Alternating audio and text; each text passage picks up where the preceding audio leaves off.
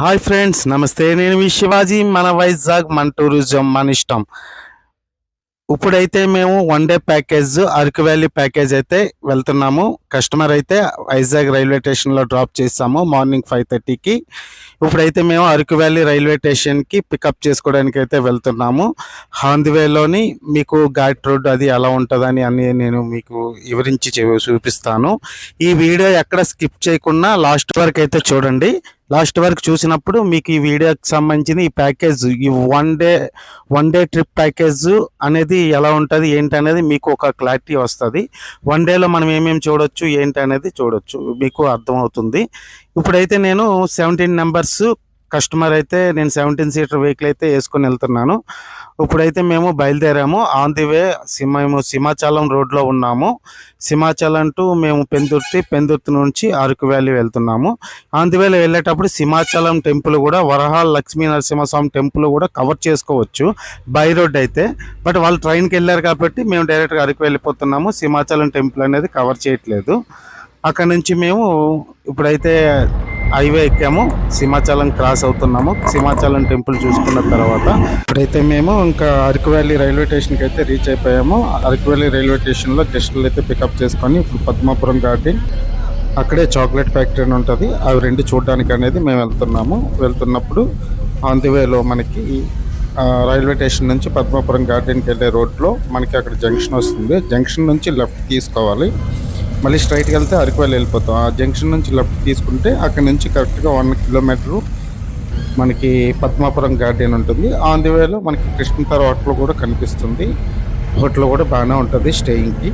కానీ మనం day trip వెళ్ళాం కాబట్టి హోటల్తో లేదు. మనకి పద్మాపురం గార్డెన్కి వెళ్ళే రోడ్లో సింగిల్ వే ఉంటుంది. మనం ఆల్మోస్ట్ రీచ్ అయిపోయాము. ఇప్పుడు కస్టమర్ అయితే దిగుతున్నారు.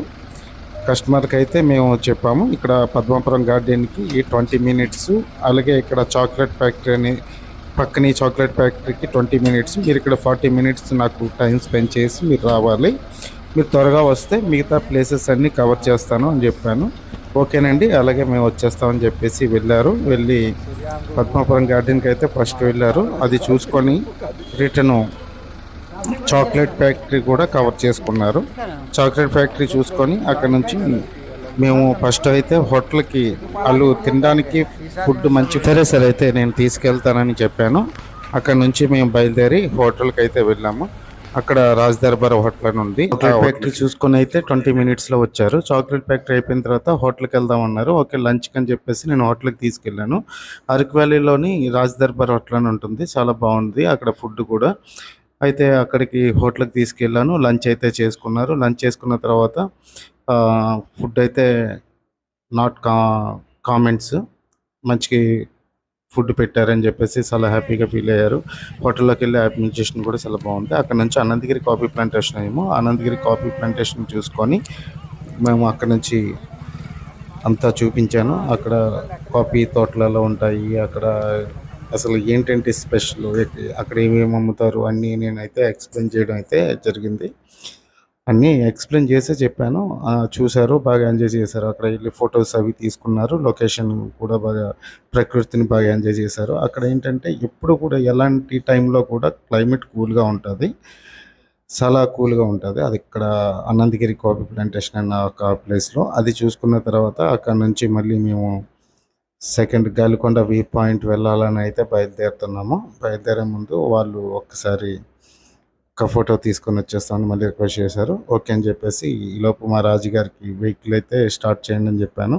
మా రాజుగారు అయితే వెహికల్ స్టార్ట్ చేయడానికి వెళ్ళారు. వాళ్ళు, ఎందుకంటే మా డ్రైవర్స్ కూడా ఎప్పుడు కూడా మంచి యాక్టివ్గా ఉంటారండి. ఎందుకంటే కస్టమర్స్ని హ్యాపీనెస్ చేయాలంటే మెయిన్ కావాల్సింది డ్రైవర్ అనేది లాంగ్వేజ్ కానీ, ఆయన బాడీ లాంగ్వేజ్ కానీ, ఆయన టాకింగ్ పవర్ కానీ, ఆయన యాక్టివ్నెస్గా ఉంటేనే కదండి కస్టమర్స్ని కూడా హ్యాపీగా అన్నీ చూసగలరు. అలాగే అక్కడ బొంగు chicken, బాంబో chicken and sticks, kebabs ఇవన్నీ అమ్ముతారు. అక్కడ ప్రత్యేకత ఏంటంటే ఆ క్లైమేట్లో అది వేడివేడిగా తింటే చాలా బాగుంటుందని అక్కడ అందరూ తింటుంటారు కస్టమర్లు.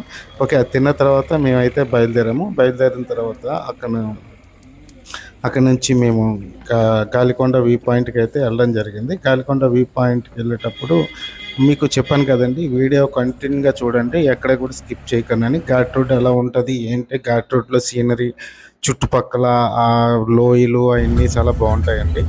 మీకు కనిపిస్తున్నట్టయితే రైట్ సైడ్లో అంతా లోయ అండి, లెఫ్ట్ సైడ్ అంతా హిల్ అండి. ఆ లోయకి హిల్కి మధ్యలో మనకి ఈ రోడ్ అయితే ఉంటుంది. చాలా బాగుంటుంది రోడ్డు కూడా. జర్నీలో కూడా మంచి ఎంజాయ్మెంట్ చేయొచ్చండి. చుట్టుపక్కల వ్యాలీ వ్యూ అదంతా వ్యూ అండి. మనం వెళ్ళేటప్పుడు ఆ సైడ్ ఉన్న వ్యూ. కానీ అతిపెద్ద కాఫీ ప్లాంటేషన్ అనంతగిరి, అంటే ఇండియాలోనే మోస్ట్లీ పెద్దగా ఉండే కాఫీ తోటలు అనేది అనంతగిరిలో ఉంటాయి, అరకువెల్లి నియర్ బైలో. అక్కడ అది ఫేమస్ అండి. అందుకే అక్కడ ఏంటంటే ఆ కాఫీ పండించేటప్పుడు కూడా క్లైమేట్ కూల్గా ఉంటేనే అక్కడ పండుతుంది.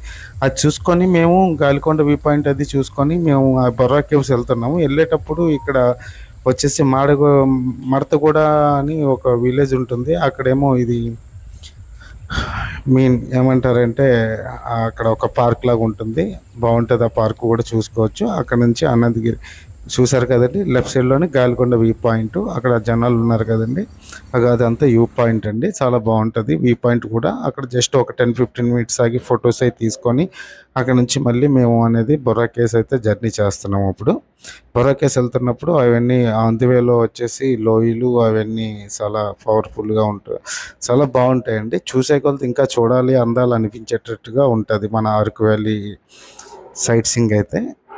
నేనైతే మా కస్టమర్తో అయితే చాలా హ్యాపీగా వాళ్ళు ఎంజాయ్ చేయించాను. వాళ్ళు కూడా జర్నీలో మంచి మంచి పాటలు పెట్టుకొని వెహికల్స్లో ఆ ప్రకృతికి సంబంధించిన సాంగ్స్ పెట్టుకుంటూ వాళ్ళు బాగా ఎంజాయ్ చేశారు. మొత్తం 8 కపుల్స్ వచ్చారు. 8 కపుల్స్ కూడా అందరూ న్యూ కపుల్సే. వాళ్ళు కూడా